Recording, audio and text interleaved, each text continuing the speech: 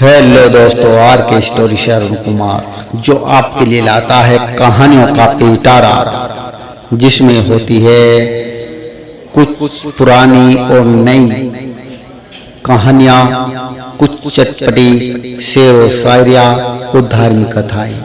जिन धार्मिक कथाओं का आप श्रवण कर रहे हैं उनमें से है एक महाशिव पुराण खंड 1 से अध्याय 19 का आप श्रवण कर रहे हैं।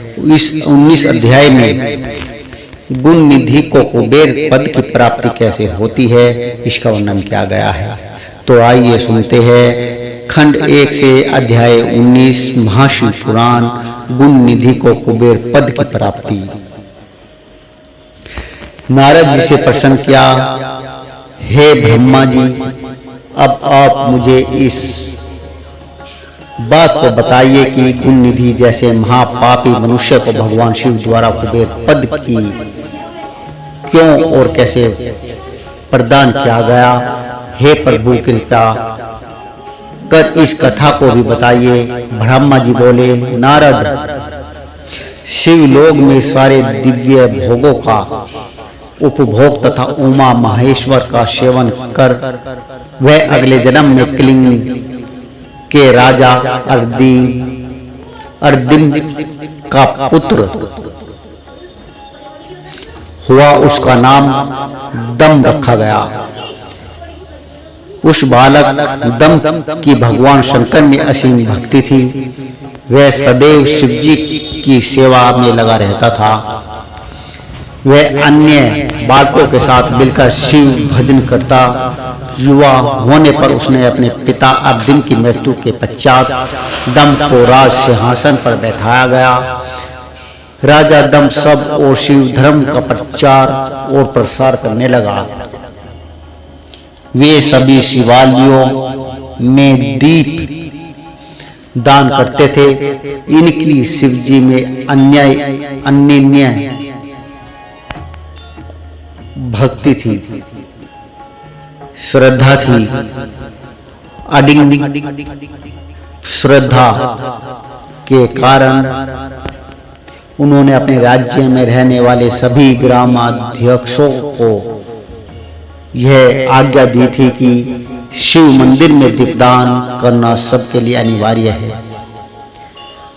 अपने गांव के आसपास जितने शिवालय है वहां सदा दीप जलाना चाहिए। राजा दम ने आजीवन शिव धर्म का पालन किया। इस तरह वे बड़े धर्मात्मा कहलाए।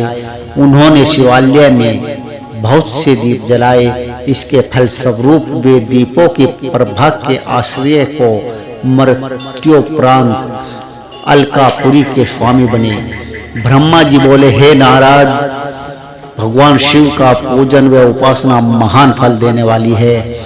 दीक्षित के पुत्र गुण निधि ने जो पूर्ण अधर्मी था, भगवान शिव की कृपा पाकर दिक्पाल का पद प्राप्त कर लिया। अब मैं तुम्हें उनकी भगवान शिव के साथ मित्रता के विषय में बताता हूं।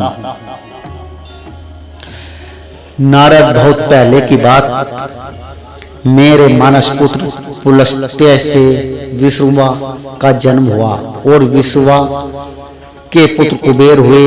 उन्होंने पूर्व काल में बहुत कठोर तप किया। उन्होंने विश्वकर्मा द्वारा रचित अलकापुरी का उपभोग किया। मेघवाहन अल्प के आरंभ होने पर भी वे कुबेर के रूप में घोर तप करने लगे। वे भगवान शिव शंभु भोलेनाथ द्वारा प्रकाशित काशीपुरी में गए और अपने मन के रतनमय दीपों से 11 रुद्रों को उद्बोधित कर वे तन्मयता से शिवजी के ध्यान में मग्न होकर निश्चल भाव से उनकी उपासना करने लगे। वहां उन्होंने शिवलिंग की प्रतिष्ठा की।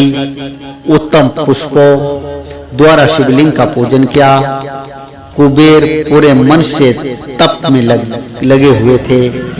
उनके पूरे शरीर में केवल हड्डियों का ढांचा और चमड़ी ही बची थी। इस प्रकार उन्होंने 10,000 वर्षों तक तपस्या की। तत्पश्चात भगवान शिव शंभु भोलेनाथ अपनी दिव्य शक्ति उमा के भव्य रूप के साथ कुबेर के पास गए। अलकापति कुबेर मन को एकाग्र कर शिवलिंग के सामने तपस्या में लीन थे। भगवान शिव ने कहा, अलकापते, मैं तुम्हारी भक्ति और तपस्या से प्रसन्न हूँ। तुम मुझसे अपनी इच्छा अनुसार वर मांग सकते हो।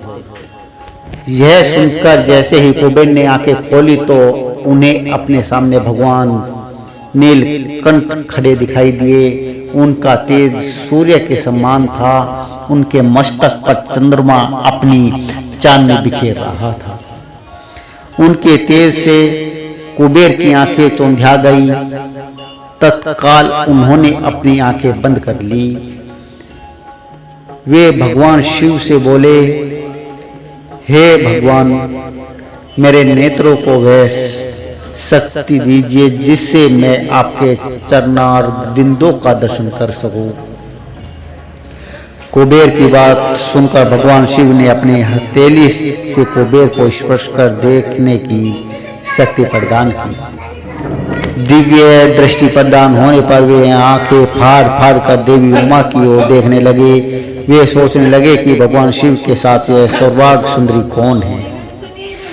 इसमें ऐसा कौन सा तप क्या है जो इसे भगवान शिव की कृपा से उनका समीप्य रूप और सौभाग्य प्राप्त हुआ है। वे देवी उमा को निरंतर देखते जा रहे थे। देवी को घूरने के कारण उनकी बाएं आंख फूट गई। शिव जी ने उमा से कहा, उमे, यह तुम्हारा पुत्र है। ये तुम्हें क्रूर दृष्टि से नहीं देख रहा है।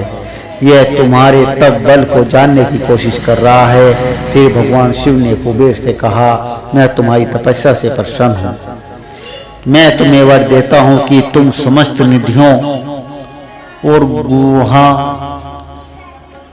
शक्तियों के स्वामी हो जाओ। सुवर्तों, यक्षों और किन्नरों के अधिपति होकर धन के दाता बनो।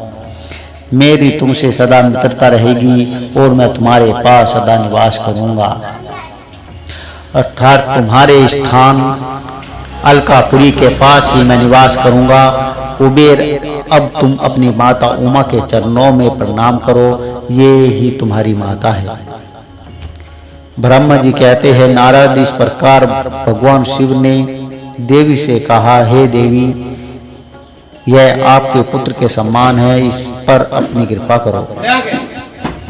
यह सुनकर उमा देवी बोली, वत्स, तुम्हारी भगवान शिव में सदैव निर्मल भक्ति बनी रहे। बाईं आंख फूट जाने पर तुम एक ही पिंगल नेत्र से युक्त रहो। महादेव जी जो वर तुम्हें प्रदान किए हैं वे सुलभ है। मेरे रूप से ईर्ष्या के कारण तुम कुबेर नाम से प्रसिद्ध हो गए। कुबेर को वर देकर भगवान शिव और देवी उमा अपने धाम को चले गए। इस प्रकार भगवान शिव और कुबेर में मित्रता हुई और वे अलकापुरी के निकट कैलाश पर्वत पर निवास करने लगे। नारद जी ने कहा, ब्रह्मा जी, आप धन्य हैं। आपने मुझ पर कृपा कर मुझे इस अमृत कथा के बारे में बताया है।